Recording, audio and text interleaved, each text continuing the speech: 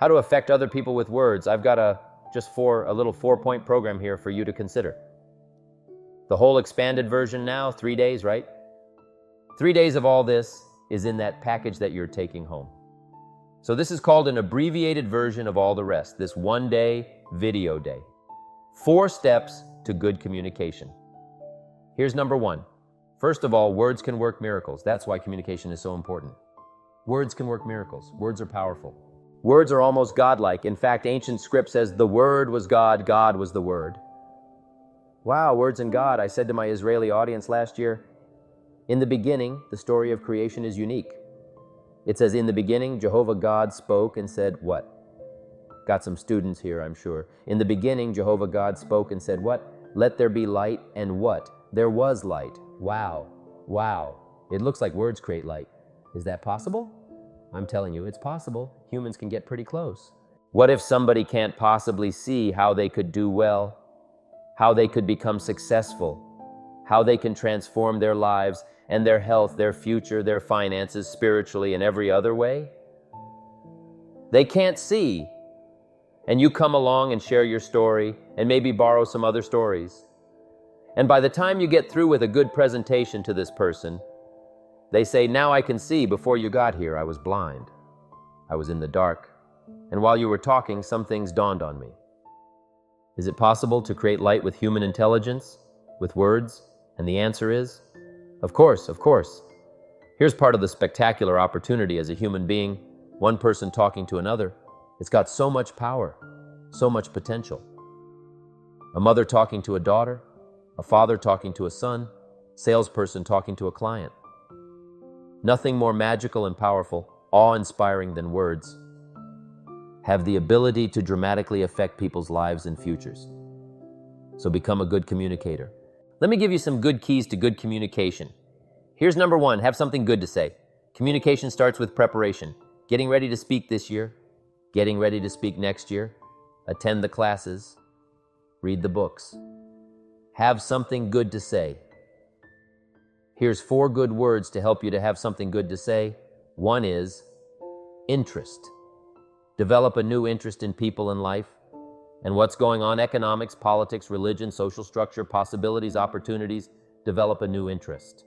Here's the next word. Fascination goes that step beyond interest. That's why kids learn so much at first 6 years, fascination. Adults are walking on ants. Kids are saying, don't walk on these ants. I'm studying these ants. I'm looking at these ants. Kids are so fascinated. How come an ant can carry something bigger than he is? Wow, that's how come they learn so much. They're fascinated. And here's another little clue I've learned. Turn frustration into fascination if you can. You'll learn more. I've worked on this. I'm pretty good at it. Out in Los Angeles, I'm on the freeway. My airplane leaves in 45 minutes. The traffic is moving not 1 inch. I am now fascinated. I'm telling you now. Now, it doesn't work every time. That's true. But every time it does work, I'm telling you, you'll come away with more. Learn to be fascinated instead of frustrated if you possibly can. Turn that little scenario on for yourself. Next is sensitivity. You've got to understand, we use the phrase, where people are coming from, where they've been, what's going on. Sensitivity training is so important. People not like you, people who've got challenges and problems and difficulties. You've got to do your best to be sensitive to other people, where they find themselves, the pit they might be in currently, what's going on. Be sensitive to that. Here's 2 of the greatest things said about Jesus. 1, it said he was touched. He was touched by where he found some people. He was touched by the misery he found some people in. He was touched. He was touched. And here's the other word. He was moved, it said. He was moved, touched, and moved. If you really want to communicate well, you've got to be touched and moved, not just by your own drama of life, but by the drama you know is going on in other people's lives.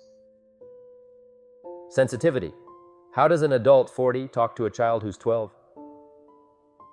You've got to be sensitive. Not just to your current situation. One of the best ways to identify with a child who's 12 and you're 40 is to remember when you were 12. Go back, remember this scenario, and let it hit you again. Let it touch you again. I don't have any problems with 12-year-olds. I remember almost every day of being 12. 12's a unique year. One, you're not 13. I mean, you know. If I heard once, I heard it 100 times. Of course, you can't go. You're not a teenager. Wow. I can't wait for this year to be finished. Remember, that's part of sensitivity. Remember, Apostle, one who became an apostle, leader of the Christians, was once Saul from Tarsus, hater and killer of the Christians. After he was converted, became a leader, became Paul, apostle, revered. Why was he so effective in his language, in his ability to touch people with his words and with his presence? If you read part of the scenario of his history, he gave an account of his own life and said, "Here's why I think I'm so effective. I remember the pit I came from. Sure, they call me apostle, but I used to kill these Christians, and I never forget that. If I want to get in touch with other people's difficulty, I've got to remember my own difficult. Let it hurt again. Chate." That's what makes a good performance. A good actor, a good actress, the emotion close to the surface from the remembrance of things past, and then well-chosen words delivered with emotion, powerful. The last word is knowledge. You've just got to go through exercises like this. Take the notes, work hard, roll up your sleeves, go to work. Gather the knowledge in journals, gather the knowledge in notebooks, gather the knowledge in the library and cassettes and videos and every other means. Gather knowledge. Don't be lazy in learning. A major part of communication is preparation. Now here's the next part of good communication. Say it well. One is having something good to say, and number two is saying it well. Let me give you a quick list on saying it well. Number one, sincerity. Best place to start if you want to communicate well is let your sincerity show. Next is repetition, the mother of skill. I've been at this 33 years. Someone says, well, you give a pretty good seminar. I should. 33 years, repetition. Next, brevity. Sometimes you don't need many words if you're totally sincere. I'm telling you, Jesus' presentation in gathering up his team, called disciples, was fairly short. He just walked around the countryside, took a look at somebody and said, "You follow me." That's brief. I mean, that's short. Now, why could he get by with such few words? And this takes care of a lot that I've tried to share with you today called personal development. Here's why I think Jesus could get by with such few words. For all that he was, that he didn't have to say. Take that scenario home. For all that I am, that I don't have to say. Just a few words could be dynamic and affecting someone else's life. A child, a business colleague, a sales client. Next, vocabulary. Got to work on your vocabulary. Some of my friends took a survey among prisoners working on some rehabilitation program. They weren't particularly looking for this, but here's what they found. There's definitely a relationship between vocabulary and behavior. And here's what they found out. The more limited the vocabulary, the more tendency to poor behavior. And when you think about it for a while, it makes sense. Words are a way of seeing, and if you don't have a good vocabulary, you can't see very well. Can you imagine the mistakes in judgment when you can't see very well? Next, words are a way of expressing what's going on in your head, what's going on in your heart. What if you can't see well and you can't express well? You can imagine the tragic scenario of 5 years of that, 10 years of that, 20 years of that, showing no improvement. Behavior now becomes a major problem. And that person's world gets smaller and smaller and smaller. Why? They can't see and they can't express. And finally, they don't need a much bigger place than a 10 by 12 in a cell. Their world is so small anyway, don't need much bigger place. I'm asking you to stretch your vocabulary. I used to put words up on a 3 by 5 card. I drove a lot back in those days. By the end of the day, I'd mastered 2-3 words. My oldest daughter, Linda, with my grandkids, starts the day with what's called the word for the day. She writes it on a chalkboard, the word for the day. And the kids memorize that word and the meaning of the word. And every once in a while during the day, she'll say, what's the word for the day? The last day I was there, the word was superficial. Natalie's 4, Nathaniel's 5. Several times during that day, Linda, my daughter, would say, what's the word for the day? Natalie would say, superficial. She would say, Nathaniel, what does that mean? On the surface. Several times during the day, what's the word of the day? Superficial. What does it mean? On the surface. If you were to ask my grandkids, the last time Grandpa was here, what was the word for the day? I'll bet you they'd probably know. Superficial, on the surface. Word for the day. Why not learn a word a day? Why not add to your vocabulary so you can see more, see better and express better? Put out in words what's in your heart, what's in your soul, what's in your mind. It's important. So, say it well. Read your audience. 0400 callers, 58. Here's number 3. Number 1 was have something good to say. Number 2, say it well. Here's number 3, read your audience. These are just simple concepts. Now you've got to add some of the details. But that's what I'm mainly good for, is concepts. Read your audience. If you're talking to a child, you've got to study the face of the child. You've got to study a little body language. You've got to study what's going on. So you'll know whether to shift gears, come on a little stronger, ease off a little, might be too strong. Search for another illustration. Soft, strong. A lot of that is dictated by reading your audience. When I first started lecturing, I had some challenges here. I was so absorbed in my notes lecturing like this, I'm telling you, in those early days, the audience could have left, and I'd have kept right on going. I didn't know what was going on down here.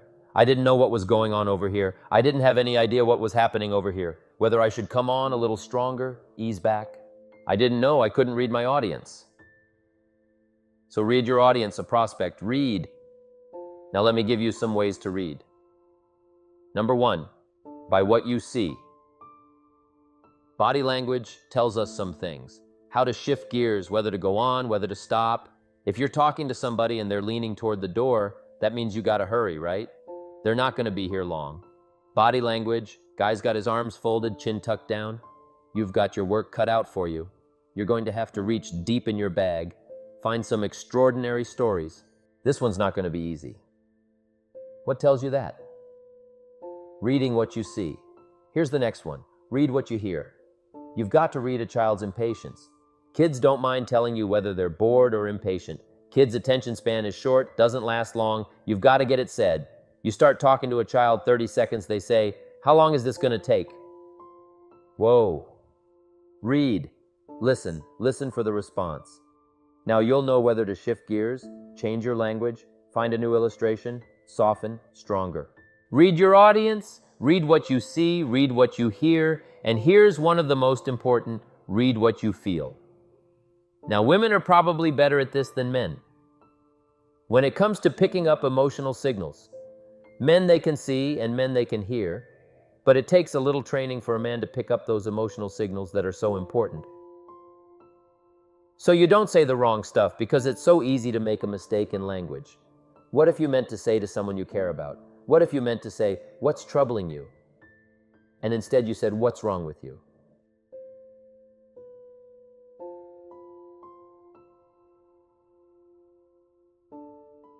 Communication. So read the emotional signals. If we could learn from the women on this, women have this uncanny antenna picking up this stuff. Woman says, doesn't feel right. I mean, what does that mean? It doesn't feel right? It doesn't feel right? Women have got it, though, seems to be built in, especially danger. Women pick it up quicker than men. It's built in, I think. Way back, right? Man was the provider. Mama was the protector at home. So she picked up the scenario of danger, I think, these signals. But they are good. In the middle of the night, Mama wakes up. The baby cries. Mama wakes up. Papa sleeps.